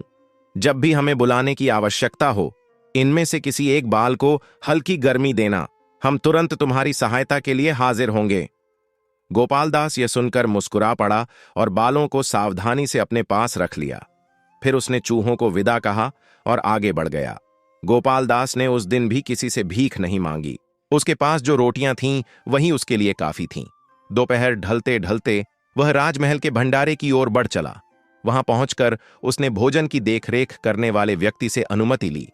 वह व्यक्ति विनम्र स्वभाव का था। उसने गोपाल दास को भरपेट भोजन परोसा। गर्म रोटियां, सुगंधित दाल और मीठे चावल देखकर गोपाल दास की आंखें चमक उठीं। भोजन के बाद भंडारा प्रमुख ने गोपाल दास से कहा, बाबा, अब तुम्हें राजकुमारी अवंतिका से मिलना होगा। वह तुमसे कुछ बातें करना चाहती हैं। उसके बाद तुम्हें रात का भोजन खिलाकर यहां से विदा कर दिया जाएगा। राजकुमारी अवंतिका? गोपाल दास चौंका। यह नाम सुनते ही उसके मन में झील के किनारे देखी गई वह चित्रकारी उभर आई जिसमें एक सुंदर युवती की छवि बनी थी। क्या वही राजकुमारी अवंतिका थी? क्या यह कोई संयोग है? गोपाल दास सोच में पड़ गया, लेकिन उसने कोई सवाल नहीं किया और चुपचाप भंडारा प्रमुख के साथ महल की ओर चल पड़ा। महल में प्रवेश करते ही गोपाल दास को एक भव्य कक्ष में ले जाया गया। वह जैसे ही कमरे के अंदर पहुंचा तो देखा कि सुनहरे रेशमी वस्त्र पहने, कीमती आभूषणों से सजी हुई एक युवती रत्न जटित तख्त पर विराजमान थी। गोपाल दास ने जब उसकी ओर ध्यान से देखा तो एक पल के लिए उसकी सांसें थम गईं। अरे, यह तो वही चेहरा है जो मैंने झील के किनारे की चित्रकारी में देखा था। इधर राजकुमारी अवंतिका की नजर जब गोपाल दास पर पड़ी तो वह भी एक पल के लिए स्तब्ध रह गई। वह उसे ठीक उसी हुलिये में देख रही थी जैसा राजा रणधीर सिंह ने बताया था। निगरानी करने वाला सेवक गोपाल दास को वहीं छोड़कर बाहर चला गया। कमरे में अब केवल राजकुमारी और गोपाल दास थे। राजकुमारी ने बेसब्री से पूछा, तुम्हारा क्या नाम है? गोपाल दास ने धीरे से कहा, गोपाल दास। जैसे ही उसने अपना नाम बताया, राजकुमारी अचानक तख्त से उठ खड़ी हुई। उसकी आंखों में आंसू थे, होंठ कांप रहे थे और फिर अगले ही पल वह तेजी से आगे बढ़ी और गोपाल दास को भैया कहकर गले लगा लिया। गोपाल दास पूरी तरह स्तब्ध रह गया। यह क्या हो रहा था? राजकुमारी अवंतिका सुबक रही थी, मानो वर्षों बाद उसे अपना खोया हुआ भाई मिल गया हो। गोपाल दास असमंजस में पड़ गया।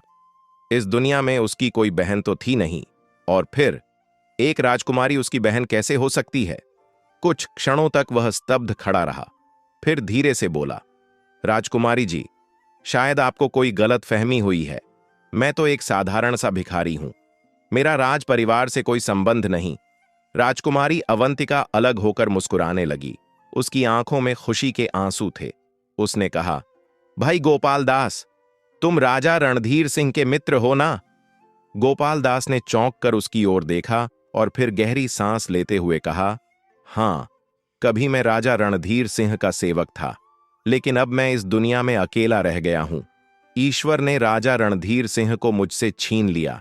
अब तो उनकी समाधि पर ही दिन रात बैठा रहता हूं। राजकुमारी अवंतिका ने हल्की मुस्कान के साथ कहा, नहीं गोपाल भाई, राजा रणधीर सिंह मरे नहीं, बल्कि वे जीवित हैं। गोपाल दास यह सुनते ही उछल पड़ा। वह आश्चर्य से राजकुमारी को घूरने लगा। नहीं, यह कैसे संभव है? उनकी समाधि जंगल में तालाब के किनारे पर बनी हुई है। वहीं उन्होंने तुम्हारी तस्वीर देखकर तुम्हें पाने की चाह में अपने प्राण त्याग दिए थे। राजकुमारी अवंतिका ने सिर हिलाया और दृढ़ स्वर में कहा, तुम नहीं जानते गोपाल दास, वह समाधि दरअसल उस दुष्ट राक्षस की है जिसके कब्जे में मैं थी। राजा रणधीर सिंह ने उस दैत्य का अंत किया और उसकी लाश वहीं दफना दी। गोपाल दास को अपने कानों पर विश्वास नहीं हो रहा था। उसने उत्साह से कहा, क्या तुम सच कह रही हो राजकुमारी जी? हां, मैं सच कह रही हूं, राजकुमारी अवंतिका ने गंभीरता से कहा। मैं तुम्हें पूरी कहानी सुनाती हूं। इसके बाद राजकुमारी अवंतिका ने गोपाल दास को शुरू से लेकर अंत तक की पूरी घटना विस्तार से बताई। गोपाल दास बड़े ध्यान से सुनता रहा। जब उसे यह पता चला कि राजा रणधीर सिंह जीवित हैं, तो उसकी खुशी का ठिकाना न रहा। उसका मन कर रहा था कि तुरंत तालाब के अंदर बने महल में जाकर राजा से मिले, जो इतने वर्षों से केवल उसकी प्रतीक्षा में वहां ठहरे हुए थे और इस समय किसी बड़ी मुसीबत में फंसे हुए थे। जब राजकुमारी अवंतिका अपनी बात पूरी कर चुकी, तो गोपाल दास ने अपनी बीती घटनाओं के बारे में बताया। फिर वह गहरी सोच में पड़ गया और बोला, अब हमें राजा साहब को वहां से निकालने का कोई उपाय सोचना होगा। राजकुमारी अवंतिका ने चिंतित स्वर में कहा, मुझे लगता है कि इसका समाधान उस मोती में छिपा है। गोपाल दास ने तुरंत पूछा, वह मोती कहां है? राजकुमारी अवंतिका ने बताया, वह एक धूर्त स्त्री अंगूरी के पास है। गोपाल दास ने दृढ़ता से कहा, तो अब मुझे उस स्त्री को ढूंढना होगा और वह मोती हासिल करना होगा, चाहे इसके लिए मुझे किसी भी हद तक क्यों न जाना पड़े। यह कहते हुए गोपाल दास उठ खड़ा हुआ। उसने राजकुमारी अवंतिका को आश्वस्त किया कि वह जल्द ही वापस आएगा। फिर उसने उसे प्रणाम किया और वहां से निकल पड़ा। शहर पहुंचकर गोपाल दास ने अंगूरी का मकान ढूंढने की कोशिश की। कई गलियों और बाजारों में भटकने के बाद आखिरकार उसे वह मकान मिल ही गया। यह एक पुराना और रहस्यमयी सा घर लग रहा था, जो एक सुनसान गली के किनारे बना था। गोपाल दास ने दरवाजे पर दस्तक दी और पुकारा, मां, कुछ खाने को मिलेगा? मैं भूखा हूं। कुछ देर बाद दरवाजा चरमराते हुए खुला और एक बूढ़ी स्त्री बाहर आई। उसके चेहरे पर धूर्तता झलक रही थी। उसके गले में एक काले धागे में बड़ा सा मोती लटक रहा था। यही वह मोती था जिसकी तलाश में गोपाल दास यहां तक आया था। बूढ़ी स्त्री ने झुककर गोपाल दास के कटोरे में कुछ रोटियां डालनी चाहिए, लेकिन गोपाल दास ने उसकी ओर देखते हुए कहा, अगर देना ही है तो यह मोती दे दो, बूढ़ी मां। गोपाल दास की बात सुनते ही अंगूरी का चेहरा गुस्से से लाल हो गया। उसकी आंखें क्रोध से चमकने लगीं। उसने झटके से दरवाजा बंद कर लिया और भीतर चली गई। गोपाल दास यह देखकर मुस्कुराया। उसने कोई जल्दबाजी नहीं दिखाई। वह जानता था कि यह मोती आसानी से नहीं मिलने वाला। अब उसे कोई अच्छी योजना बनानी होगी। अब शाम ढलने लगी थी। गोपाल दास ने एक खुली जगह जाकर चूहों के सरदार द्वारा दिए गए बालों में से एक निकाला और उसे आग की लौ के करीब ले जाकर गर्म करने लगा। अभी 1 मिनट ही बीता था कि अचानक कहीं से चूहों का सरदार प्रकट हुआ और सामने आकर बोला, हुक्म करें मेरे आका, मैं आपकी सेवा में हाजिर हूं। गोपाल दास ने उसे पूरी घटना सुनाई और कहा, मैं किसी भी तरह उस मोती को हासिल करना चाहता हूं। चूहों के सरदार ने मुस्कुराते हुए कहा, आप चिंता न करें, यह तो हमारे लिए बहुत छोटा सा काम है। आज रात ही मोती आपके हाथ में होगा। इतना कहकर उसने 3 बार तेज आवाज में चीख लगाई। कुछ ही पलों में अंधेरे में से करीब 10-15 हट्टे कट्टे चूहे दौड़ते हुए वहां आ पहुंचे। सरदार ने उन्हें समझाते हुए पूरी स्थिति समझाई और आदेश दिया, हमें किसी भी हालत में उस मोती को हासिल करना है। सरदार का आदेश मिलते ही सभी चूहे तेजी से अंगूरी के मकान की ओर दौड़ पड़े। कुछ ही मिनटों में वे मकान के अंदर घुस गए। रात का समय था और उस समय अंगूरी गहरी नींद में सो रही थी। चूहों ने पूरे घर की तलाशी लेनी शुरू कर दी। उन्होंने हर चीज को बारीकी से देखा, कपड़े कुतर दिए, लिहाफ फाड़ डाले, हर जगह सूंघा, लेकिन मोती कहीं नहीं मिला। अब चूहों की टोली सोच में पड़ गई कि मोती आखिर कहाँ छुपाया गया होगा। तभी दो चूहों ने, जो बाकी चूहों से अधिक चतुर थे, उनमें से एक था काना और दूसरा गंजा था। दोनों बेहद चालाक और शरारती थे। उन्होंने आपस में विचार किया कि हो सकता है अंगूरी ने मोती अपने मुंह में छुपा रखा हो। चालाकी से काम लेते हुए काने चूहे ने कहा, अगर हम इसकी नाक में अपनी पूंछ डाल दें तो यह घबरा कर मुंह खोल देगी। अगर मोती मुंह में हुआ तो हम झपट कर उसे निकाल सकते हैं। गंजे चूहे ने सहमति जताई और अपनी योजना को अमल में लाने के लिए तैयार हो गया। काना चूहा धीरे धीरे अंगूरी के चेहरे पर चढ़ गया, जबकि गंजा चूहा उसकी गर्दन के पास बैठ गया। मौका देखते ही काने चूहे ने अपनी पूंछ अंगूरी की नाक में डाल दी। अचानक अंगूरी को जोर की झुरझुरी हुई। उसने घबराकर तेज सांस ली और उसका मुंह खुल गया। जैसे ही गंजे चूहे ने देखा कि मोती उसके मुंह के अंदर है, उसने झट से एक झपट्टा मारा और मोती अपने मुंह में दबा लिया। मोती हासिल कर लेने के बाद गंजे चूहे ने जल्दी से अंगूरी की जीभ को काट दिया ताकि वह चिल्ला न सके। इसके बाद दोनों चूहे फुर्ती से नीचे कूद गए और भागने लगे। दर्द से कराहती हुई अंगूरी हड़बड़ाकर उठी और गुस्से में लाठी उठाकर चूहों के पीछे दौड़ी, लेकिन उसकी हालत इतनी खराब हो चुकी थी कि वह ज्यादा तेज नहीं भाग सकी। चूहे बिजली की गति से वहां से भाग निकले और जल्द ही उस जगह पहुंचे जहां उनका सरदार गोपाल दास के साथ बैठा था। क्या हुआ? सरदार ने बेसब्री से पूछा। हम सफल हो गए सरदार, एक चूहे ने उत्साह से कहा। उस चालाक स्त्री ने मोती अपने मुंह में छुपा रखा था, लेकिन हमने उसे चतुराई से निकाल लिया। इतना सुनते ही गोपाल दास की आंखों में चमक आ गई। उसका दिल खुशी से जोर जोर से धड़कने लगा। गंजे चूहे ने वो मोती अपने सरदार को दे दिया। गोपाल दास मोती पाकर बहुत खुश हुआ।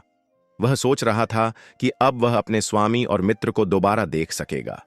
अब उसे जल्दी ही तालाब की ओर रवाना हो जाना चाहिए। उधर राजा रणधीर सिंह बेचैनी से तालाब के महल में अपने दिन काट रहा था। राजकुमारी अवंतिका और अंगूरी को गायब हुए 17-18 दिन हो चुके थे और इन दिनों में राजा को कभी चैन नहीं आया। वह हर वक्त उदास और परेशान रहता। पहले उसका प्रिय मित्र गोपाल दास उससे बिछड़ गया था और अब राजकुमारी अवंतिका भी न जाने कहां चली गई थी। उसे समझ नहीं आ रहा था कि राजकुमारी खुद चली गई है या किसी ने जबरदस्ती उसे उठा लिया है। क्या वह सारी उम्र इसी महल में बिता देगा? क्योंकि उसके पास वह मोती भी नहीं था जिससे वह तालाब से बाहर निकल सकता। बीती कई रातों की तरह इस रात भी वह ठीक से सो नहीं सका और विचारों में ही डूबा रहा। दूसरी ओर गोपाल दास खुशी खुशी जल्दी से तालाब की ओर बढ़ चला। जैसे ही उसने मोती पानी में डाला, पानी एक ओर हटने लगा और उसकी जगह सीढ़ियां उभर आईं। यह देखकर गोपाल दास आश्चर्यचकित रह गया। वह तेजी से सीढ़ियां उतरता चला गया और जैसे ही नीचे पहुंचा, वहां का नजारा देखकर उसकी आंखें फटी की फटी रह गईं। महल बहुत ही भव्य और अद्भुत था, लेकिन उसे अपने मित्र राजा रणधीर सिंह से मिलने की जल्दी थी। वह महल के एक एक कमरे को देखने लगा। 5वें कमरे में उसे एक व्यक्ति पलंग पर लेटा हुआ दिखाई दिया। गोपाल दास समझ गया कि यह राजा रणधीर सिंह हैं। वह तेजी से उनकी ओर बढ़ा। राजा रणधीर सिंह, जो विचारों में खोए हुए थे, आहट सुनकर चौंक गए और उठकर बैठ गए। जैसे ही उनकी नजर गोपाल दास पर पड़ी, वे दौड़कर उसकी ओर बढ़े और दोनों मित्र गले लग गए। दोनों की आंखों में खुशी के आंसू छलक आए। कहां चले गए थे भाई? मैं तुम्हारी प्रतीक्षा में खुद भी संकट का शिकार हो गया, राजा रणधीर सिंह ने गोपाल दास से कहा। उनका स्वर शिकायत से भरा हुआ था। अगर आप इजाजत दें तो अपनी पूरी कहानी सुनाऊं, गोपाल दास ने मुस्कुराते हुए कहा। यह सब छोड़ो और जल्दी से बताओ, राजा ने उत्सुकता से कहा। गोपाल दास ने अपनी पूरी यात्रा का वृत्तांत सुनाया और फिर राजकुमारी अवंतिका की कहानी भी कह सुनाई। गोपाल दास के मुख से सारी बातें सुनकर राजा को बहुत दुख हुआ। वह तुरंत ही उस देश के राजा के नाम एक पत्र लिखने लगे, जहां राजकुमारी अवंतिका को ले जाया गया था। पत्र में उन्होंने लिखा, तुम्हें झात होना चाहिए कि तुमने मेरी महारानी को अपहरण कर एक बहुत बड़ा अपराध किया है, जो एक राजा के लिए उचित नहीं था। फिर भी मैं तुम्हारी इस भूल को क्षमा करता हूं। अतः तुम तुरंत मेरी महारानी राजकुमारी अवंतिका को मेरे राज्य में भेज दो, अन्यथा मैं अपनी सेना लेकर तुम पर चढ़ाई कर दूंगा। राजा रणधीर सिंह ने पत्र के अंत में अपने राज्य का नाम लिखकर अपनी अंगूठी की स्याही से उस पर राजसी मुहर लगा दी। फिर उन्होंने पत्र गोपाल दास को सौंपते हुए कहा, तुम जाओ और यह पत्र वहां के राजा को दे आओ। लौटते समय उत्तर भी लेकर आना और राजकुमारी अवंतिका से भी अवश्य मिलकर आना। गोपाल दास राजा के साथ तालाब से बाहर निकला और शहर की ओर चल पड़ा। राजा रणधीर सिंह वहीं ठहर कर उसका इंतजार करने लगे। दोपहर के समय गोपाल दास लौट आया। उसका चेहरा खुशी से चमक रहा था। उसने हाथ में पकड़ा हुआ पत्र राजा रणधीर सिंह को सौंप दिया। राजा रणधीर सिंह ने पत्र खोला। उसमें लिखा था, मैं अपनी भूल के लिए क्षमा चाहता हूं, लेकिन चूंकि मेरा राजकुमारी से यह वादा था कि 1 महीने तक मैं आपका इंतजार करूंगा, इसलिए मैंने उसे कोई कष्ट नहीं होने दिया। वह आपकी अमानत है और मैं उसे अपने सैनिकों के एक दस्ते के साथ कल सुबह आपके राज्य के लिए रवाना कर दूंगा। आप निश्चिंत रहें। पत्र पढ़कर राजा रणधीर सिंह के चेहरे पर संतोष और प्रसन्नता के भाव आ गए। अब वह बेसब्री से अगली सुबह का इंतजार करने लगे। राज दरबार रोशनी से जगमगा रहा था। पूरे नगर में हर्ष और उल्लास का माहौल था। राजा रणधीर सिंह अपने सिंहासन पर बैठे थे और उनके चेहरे पर संतोष और प्रसन्नता की झलक थी। गोपाल दास उनके पास खड़ा था। दोनों मित्र एक दूसरे की ओर देख मुस्कुरा रहे थे। राजा के आदेश पर पूरे नगर में उत्सव मनाया जा रहा था। महल के विशाल प्रांगण में एक भव्य दावत आयोजित की गई। नगर के सभी नागरिक इस खुशी के अवसर पर एकत्र हुए। चारों ओर दीप जल रहे थे। शहनाइयों की मधुर ध्वनि वातावरण को और आनंदमय बना रही थी। इसी बीच एक राजदूत ने राजा को एक पत्र सौंपा। पत्र उसी देश के राजा का था जहां राजकुमारी अवंतिका को रखा गया था। राजा ने पत्र खोला और पढ़ना शुरू किया। उसमें लिखा था, महाराज रणधीर सिंह, आपके पत्र के लिए धन्यवाद। मैं अपनी भूल स्वीकार करता हूं और क्षमा चाहता हूं। राजकुमारी अवंतिका आपकी अमानत थी और मैंने उसे किसी प्रकार की कोई तकलीफ नहीं दी। वचन के अनुसार मैंने उन्हें पूर्ण सम्मान के साथ आपके राज्य में भेज दिया है। साथ ही मेरी ओर से कुछ भेंट उपहार भी आपके लिए भेजे जा रहे हैं। आशा है कि आप इसे स्वीकार करेंगे। पत्र के अंत में राजा की राजसी मुहर और हस्ताक्षर थे। राजा रणधीर सिंह ने पत्र पढ़ते ही प्रसन्न होकर गोपाल दास की ओर देखा। फिर उन्होंने दरबार में उपस्थित सभी लोगों को यह शुभ समाचार सुनाया। पूरा दरबार खुशी से झूम उठा। अगले ही दिन राजकुमारी अवंतिका सिपाहियों के दल के साथ महल पहुंची। जैसे ही वह महल के द्वार पर आई, राजा रणधीर सिंह स्वयं आगे बढ़े और उनका स्वागत किया। राजकुमारी की आंखों में भावनाओं का सैलाब उमड़ पड़ा। वर्षों बाद अपने सच्चे जीवन साथी से मिलकर वह आनंद से भर उठी। पूरा नगर इस मिलन का साक्षी बना। राजा रणधीर सिंह ने सिपाहियों को मान सम्मान देकर विदा किया और उनके राजा के लिए विशेष उपहार भी भेजे। इसके बाद महल में भव्य आयोजन की तैयारियां शुरू हो गईं। अगले ही दिन राजकुमारी अवंतिका और राजा रणधीर सिंह का विवाह बड़े धूमधाम से संपन्न हुआ। पूरे राज्य में दीप जलाए गए। लोगों ने मिठाइयां बांटी, नृत्य और संगीत के आयोजन किए गए। गोपाल दास भी अपने महल लौटा, जहां उसकी पत्नी और बच्चे उसकी प्रतीक्षा कर रहे थे। बहुत समय बाद अपने परिवार से मिलकर वह बहुत प्रसन्न था। सभी ने उसे गले लगा लिया और खुशी के आंसू छलक पड़े। इस प्रकार राजा रणधीर सिंह और राजकुमारी अवंतिका ने सुखपूर्वक अपने राज्य पर राज किया और गोपाल दास भी अपने परिवार के साथ आनंदमय जीवन जीता। यह कथा प्रेम, मित्रता, निष्ठा और धैर्य की अद्भुत मिसाल बन गई, जिसे लोग सदियों तक याद रखते रहे। तो मित्रों, यह थी हमारी कहानी। आपको यह कहानी कैसी लगी? अपने विचार हमें कमेंट बॉक्स में जरूर बताएं। प्रिय दोस्तों, अगर आपको यह कहानी पसंद आई हो तो इसे लाइक करें और हमारे चैनल स्टोरी मग को सब्सक्राइब और दूसरों को शेयर करें। इसी तरह की अद्भुत दिलचस्प कहानियां सुनने के लिए हमारे साथ जुड़े रहें। तब तक अपना और अपने परिवार का ख्याल रखें। खुश रहें। राधे राधे।